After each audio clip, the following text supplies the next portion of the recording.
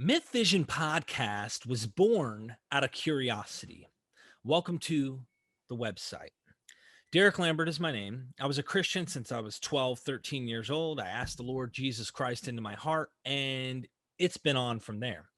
Constant curiosity has led me to the next denomination, to the next theological point. And Christians used to use the polemic, oh, he's going to and fro with doctrines. He's like the wind. He never stays situated in a particular teaching. Maybe that's because I found out that men always had different spins on how to interpret these particular theological points from the Bible, reinterpreting their own meanings into these things so that it fits their particular denomination or their biased approach to the biblical text. And then some of them that didn't seem so biased, I went down those paths. I ended up becoming a full preterist, a Calvinist, all these things. And eschatology, the study of last things, led me into a problem. I found myself at odds against the Orthodox Church and what the teachings were of the Orthodox Church.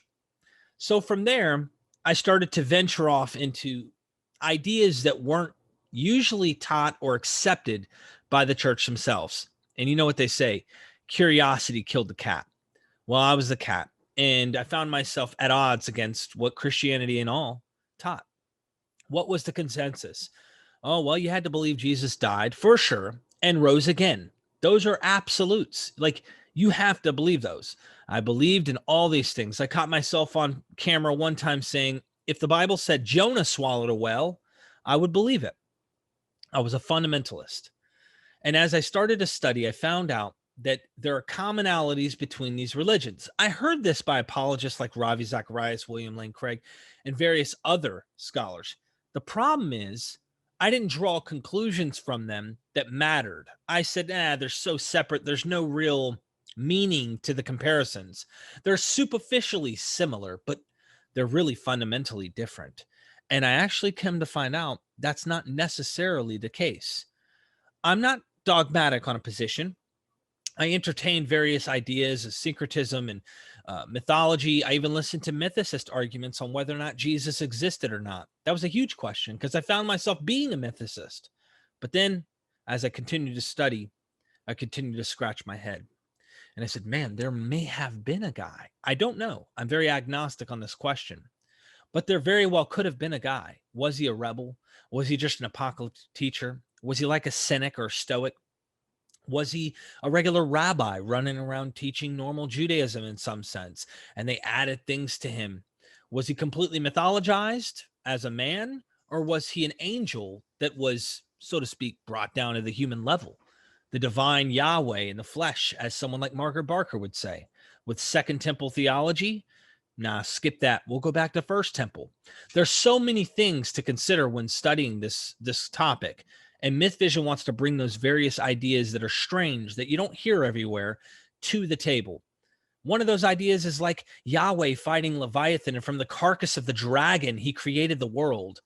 What if the scene you saw in Genesis 1 with the creation of the world from chaos, darkness was upon the face of the deep, was actually the destruction of the chaos dragon, Leviathan? I mean, where do you find these ideas?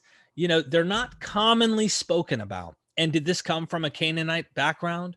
What about a Ugaritic text? Ugaritic, the Mesopotamian background with Marduk and the Watchers, the Apkallu, and all the various ideas. Guys, I'm fascinated with this information because it had a grip on me.